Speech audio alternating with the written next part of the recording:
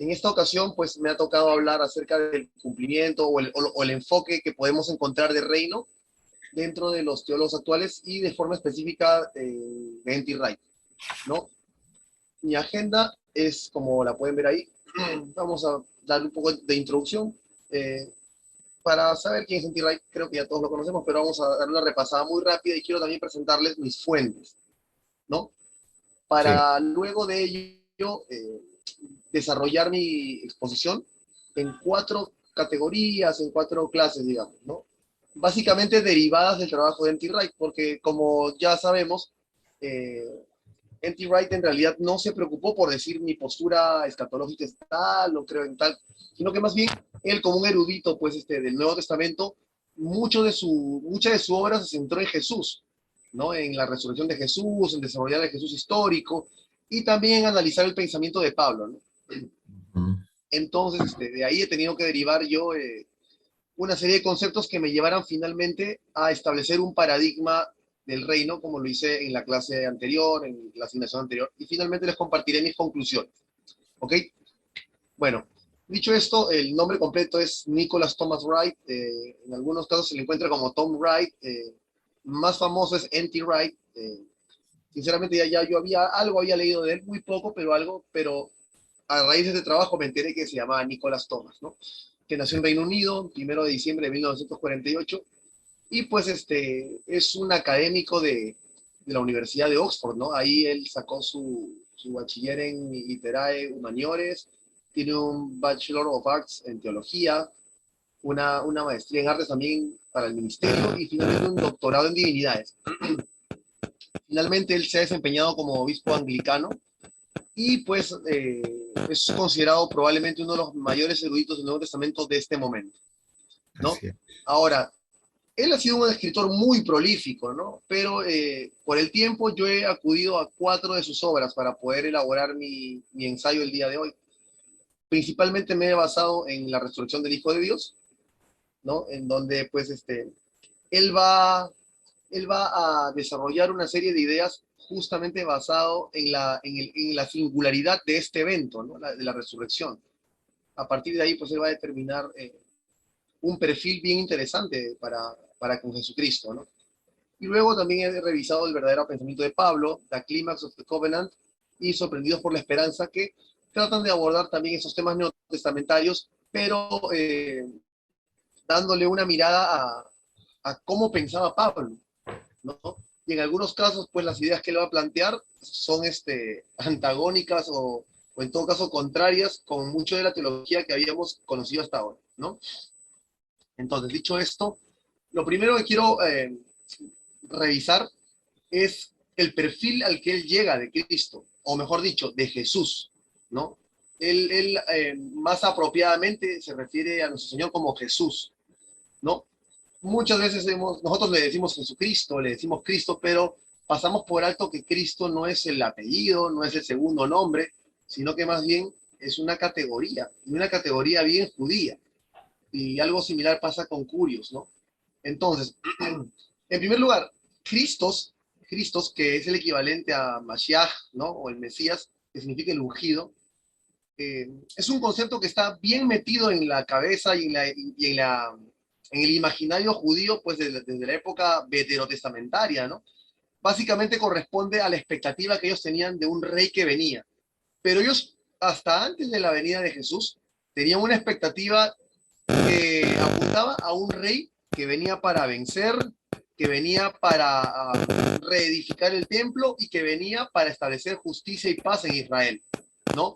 Una justicia y paz bastante relacionada al aspecto geopolítico. Y ahí justo surge un problema que va a servir justamente también a los propósitos de N.T. Wright para hablar de la singularidad de la resurrección. Y el problema es que el perfil de Mesías con el que venía Jesús era un perfil bien distinto, ¿no? Ellos esperaban a alguien que viniera a vencer y Jesús vino a morir. Esperaban a alguien que viniera a reedificar el templo y él vino más bien de forma simbólica a proferir juicio contra el templo, ¿no? Y finalmente esperaban a alguien que trajera justicia y paz para la nación y más bien este Jesús vino y experimentó injusticia e ira en la crucifixión, que por cierto se menciona como una tortura tan aterradora que inclusive dentro de la misma sociedad grecorromana, inclusive evitaban nombrar siquiera ese nombre, ¿no? Porque era una cosa pues totalmente violenta, cruenta. Y entonces vemos aquí cómo este perfil de Mesías que llegó contrasta de forma tan abrumadora con el perfil de Mesías que yo esperaba, que ellos esperaban, y aún así podemos ver que eh, hay abundante evidencia en los evangelios, en el libro de Hechos, en las cartas paulinas, para sostener que la expectativa mesiánica de los primeros cristianos nunca se diluyó, no la abandonaron, sino que más bien se redefinió en torno a qué, en torno a la resurrección, ¿no? Ahora, yo les comentaba pues que hay abundante evidencia en los evangelios y, bueno, prácticamente en todo el Nuevo Testamento, ¿no? Y por mencionar solamente algunos, ¿no? Por ejemplo, Mateo capítulo 11 o Lucas capítulo 7 narran este episodio de cuando Juan el Bautista está viendo las cosas que el Mesías hacía y va y le manda a preguntar, ¿no? ¿Eres tú el Mesías que estábamos esperando? ¿No? Eso por un lado. También tenemos, por ejemplo, el Evangelio de Juan, en donde se narra, justo en el primer capítulo, cómo llega Andrés con su hermano Simón y le viene a contar, hemos encontrado al Mesías, ¿no? Más adelante podemos ir hacia Hechos capítulo 2, verso 36, en donde se menciona, ¿no? Y se dice, que todo Israel sepa sin lugar a dudas que ese Jesús a quien vosotros crucificasteis, Dios le ha hecho Señor y Mesías. Entonces, aquí vemos como que dos conceptos que se contraponen, ¿no? Por un lado, el perfil mesiánico de Jesús es diferente a lo esperado por ellos, pero por otro lado, la primera iglesia, los primeros cristianos se mantuvieron firmes abrazando esa expectativa mesiánica, ¿no? Entonces, de lo que habla N.T. Wright aquí es de un mantener esa expectativa mesiánica, pero de forma redefinida, ¿no? Redefinida por la resurrección. Por otro lado, él aborda el otro término que es bastante común para referirse a Jesús en el Nuevo Testamento, que es curios, ¿no? Señor. Ahora, al respecto de este término, lo que menciona N.T. Wright es que, pues, ese término principalmente hay que analizarlo desde una visión helenística, ¿no? ¿Por qué? Porque ese término en realidad no es un término exclusivo de Jesús. De hecho, es un término que viene desde mucho más atrás, que se le asignaba a los emperadores, a los gobernantes, a los reyes, ¿no? Sin embargo, también es interesante ver que desde el Antiguo Testamento ya había una relación entre el Mesías y el Señor. Es decir, el Mesías era ese rey que venía a gobernar sobre la nación de Israel, pero que finalmente no solamente iba a ser el rey de la nación de Israel, sino que iba a ser el rey del mundo. Y precisamente a este concepto es el que estaba ligado la palabra o el término curios, ¿no? Al señorío universal de Jesús, ¿no? Ahora, para poder sostener un poco este concepto, N.T. Wright apunta en principio al uso del término Señor en el Nuevo Testamento, ¿no? Él evidencia una cantidad bastante, vamos a decirlo así, frondosa de versículos en donde se le asigna este título a Jesús. De hecho, hay varios pasajes, vamos a decirlo, de tinte trinitario, tanto cuando se está hablando de algún tema teológico, así como también en las salutaciones, por ejemplo, de las cartas o las despedidas, y se menciona, ¿no? De Dios el Padre, y ahí se relaciona a Dios con el término griego theos, pero cuando se habla de Jesús, se habla del término más bien curios, ¿no? Entonces, ahí él empieza a notar una utilización del término Señor para referirse a Jesús. Y él va un paso más allá, inclusive, y analiza la aplicación intertextual, ¿no? ¿Qué cosa él nota? Él nota que versículos del Antiguo Testamento que se usaron para ser aplicados directamente a Dios, estaban ahora siendo aplicados, pero más bien a Jesús, ¿no? Por ejemplo, Romanos capítulo 10, verso 13, se está hablando de Jesús, ¿no? Pero en este contexto se cita a Joel, capítulo 2, verso 32, cuando se menciona esta frase, ¿no? Todo el que invoque el nombre del Señor será salvo. Pero nuevamente, ¿qué nos dice este análisis intertextual? Que bueno, Joel estaba utilizando la palabra Señor aplicada a Dios el Padre. y que Pablo estaba en el Nuevo Testamento a Jesús. Entonces, aquí descubrimos entonces, pues, que tenemos bastante evidencia sólida para pensar en Jesús tanto en términos del Mesías judío como también en términos del Señor del mundo, ¿no? Entonces, aquí de lo que se habla más bien es de una concepción ampliada, ¿no? Una concepción ampliada. Ya no solamente estamos hablando de un rey nacional, estamos hablando ahora de un rey universal, ¿no? Entonces, eso es lo primero que yo encuentro en esta investigación a raíz del trabajo de N.T. Wright. Pero luego ya voy a entrar ahora a hablar un poco acerca del paradigma de reino, ¿no? Entonces, lo primero, y creo yo que a lo que más tiempo le dedica a él en su investigación, es a establecer que el reino está presente, ¿no? ¿Y en qué se basa él?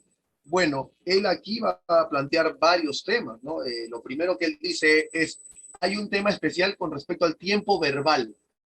La iglesia primitiva dejó de usar el término reino en tiempo futuro para comenzar a hablar de este término reino más bien en tiempo presente, ¿no? Por otro lado, él hace referencia también al cambio en la dinámica de vida. De pronto, después de haber visto a Jesús resucitar, todos los seguidores del camino empezaron a reorganizar sus vidas, sus trabajos, su economía de una manera totalmente distinta. Y cuando uno se aproxima a la Biblia para explicarse por qué esto, la única explicación es la resurrección. Ellos han visto que Jesús ha resucitado y eso, ese simple hecho, los lleva a la conclusión de que el reino ya estaba aquí. Estábamos viviendo, ya éramos parte de un nuevo orden. Y por lo tanto, ellos reaccionaron a ese nuevo orden, reorganizando sus vidas, ¿no? Otro aspecto interesante que sostiene N.T. Wright para defender la postura del reino ya inaugurado tiene que ver con el lenguaje que se utilizaba para aplicarle a Jesús, que era un lenguaje imperial, ¿no? Um, pues vemos una serie de versículos que lo describen a él como el Hijo de Dios. Y para nosotros el Hijo de Dios es un término bastante teológico, bastante religioso. Sin embargo, el Hijo de Dios es un término que en el pasado se usaba también para los monarcas, para los reyes, no para los emperadores. También podemos ver, por ejemplo, el lenguaje que se utiliza en Filipenses cuando se describe este pasaje de la humillación y la exaltación de Cristo, ¿no? Y se dice que toda rodilla se doblará y toda lengua confesará que Jesús es el Señor. Igual, ese es un lenguaje muy común para términos imperiales, ¿no? Entonces, él estaba contrastando ahí el reinado y el señorío de Jesús con el reinado de César, ¿no? ¿Qué más? Él también menciona la importancia de analizar exegéticamente la Gran Comisión.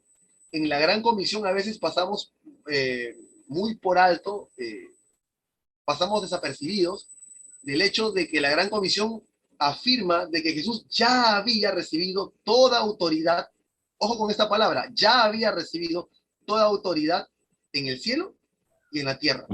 Por lo tanto, eso también sirve para su caso, ¿no? Él plantea su caso y dice, el reino ya se inauguró con la resurrección de Cristo. Y finalmente, hay un concepto que también es bien interesante, que él explora, ¿no? Que es el concepto bíblico de salvación. Para una mente occidental y moderna, probablemente la salvación significa rescatar el alma, ¿no? Rescatar el alma y esperar pacientemente por pues, un descanso espiritual en el cielo, ¿no? Pero él dice que no, que el concepto bíblico de salvación de hecho es distinto. Y él ahí se acerca a algunos versículos y muestra claramente que cada vez que Jesús intervino directamente en la vida presente de las personas, estos eventos salvíficos, milagrosos, estaban relacionados también con la salvación del cuerpo y con un impacto en el hoy, en el aquí y en el ahora del Nuevo Testamento, ¿no? Y él pone algunos ejemplos, ¿no? Por ejemplo, el caso de la hija de Jairo o el caso de la mujer con el flujo de sangre, que cada vez que Jesús los sanó o les hizo el milagro, no les dijo simplemente ya sanaste o gracias a Dios que ya está sano, más bien le dijo tu fe te ha salvado, ¿no? Utilizando una palabra griega soso, ¿no? Entonces, él a partir de estas argumentaciones va a dejar claro que el reino ya estaba presente por lo menos en algún sentido.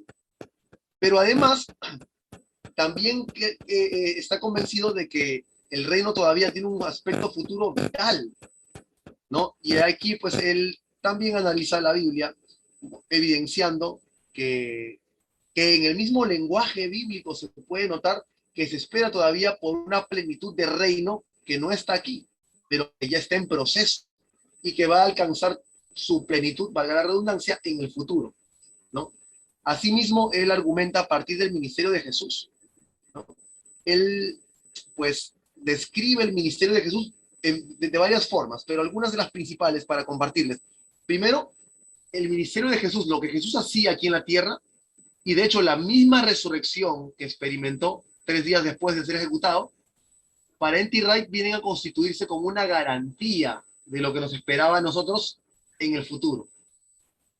Por otro lado, el ministerio de Jesús, en términos de los milagros, la liberación, las sanidades que comenzaron a suscitarse durante su paso en la tierra, eran un ejemplo, eran un anticipo de lo que nos esperaba en el reino por venir, ¿no? Entonces, él encuentra aquí también bastante fundamento bíblico para decir que también hay un aspecto futuro, que es el aspecto pleno, de hecho, y que, pues, los primeros cristianos estaban bien conscientes de que estábamos a la expectativa de ello. Pero eso finalmente plantea una tensión, ¿no? Entonces, ¿qué cosa es? ¿El reino es presente? ¿El reino es futuro? ¿Qué cosa es? Y él ensaya una explicación comentando de que Pablo por lo menos habría insinuado en 1 Corintios 15 una, una solución, ¿no? a este dilema. Y este 1 Corintios 15, pues, es este versículo que habla del reino del Mesías, ¿no? Y es un reino en donde el Mesías ya está gobernando, él ya está en control, él ya es el soberano del presente y por lo tanto el reino ya se inauguró en la resurrección del Mesías, pero que además es un reino que va a ser entregado en el futuro a Dios y más bien adopta ahí otro término, es el término el reino de Dios. Acá hace esta separación, ¿no? El reino del Mesías, que sería el reino presente, y el reino de Dios, que sería el reino futuro. En el fondo vienen siendo lo mismo, pero conectados a través de un hilo de desarrollo, ¿no? Y este hilo en el presente nos determina que el final ya ha ocurrido, ¿no? El reino ya ocurrió, pero que aún no se ha completado. Por lo tanto, tenemos todavía que esperar en el futuro, ¿no? Finalmente, ¿cuáles son las conclusiones a las que yo llego a partir del trabajo de N.T. Wright? Bueno, es evidente que para él la resurrección es su tema, ¿no? Es el núcleo de todo su estudio, de su investigación, y por lo tanto él lo encuentra fundamental para que se le conciba a Jesús en términos tanto de Mesías judío como Señor de todo lo que existe, ¿no? Después, se puede decir también que la resurrección es lo que explicaría cómo es que los judíos mantuvieron su expectativa mesiánica aún cuando varias de las características y los rasgos que se presentaron en el perfil de Jesús como Mesías no coincidían con lo que ellos estaban esperando, ¿no? Entonces, ahí la resurrección es fundamental. ¿Qué más? Bueno, que la resurrección también valida el título de Señor del mundo, ¿no? Eso sería lo que explicaría que los primeros cristianos también vieron esta posición exaltada de Cristo y que la relacionaron también con la experiencia religiosa que ellos tendrían luego con él, ¿no?